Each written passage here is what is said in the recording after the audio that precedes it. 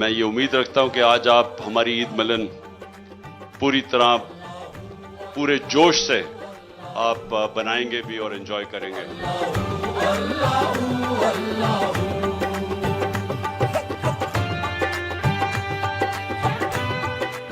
तहरीक इंसाफ के कारकुन जो जेलों में हैं, मैं एक चीज कहना चाहता हूं कि ये वो लोग हैं जो आज अपने बच्चों और फैमिलीज के साथ ईद कर सकते थे, लेकिन सिर्फ इसलिए क्योंकि वो हमारे साथ एक हकीकी आजादी की जदोजहद में लगे हुए हैं, उनको ये मुश्किल वक्त गुजारना पड़ रहा है।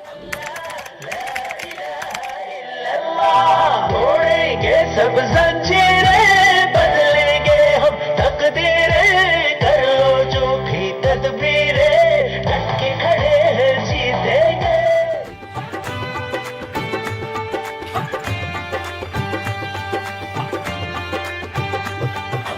जब एक कौम के अंदर नौजवानों में इस तरह का जज्बा आ जाता है आजादी का, फिर उस कौम को कोई शिकस्त नहीं दे सकता।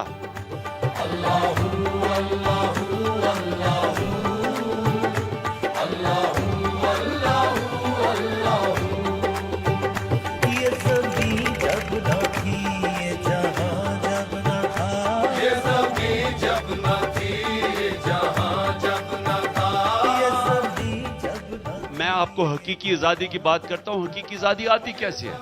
जब लोगों को इंसाफ मिलता है, जब उनके जो फंडामेंटल राइट्स है, बुनियादी हुकूक को उनके इंसाफ का निजाम उसकी तहफ़्फ़ुज़ करता है, लोग आजाद हो जाते हैं।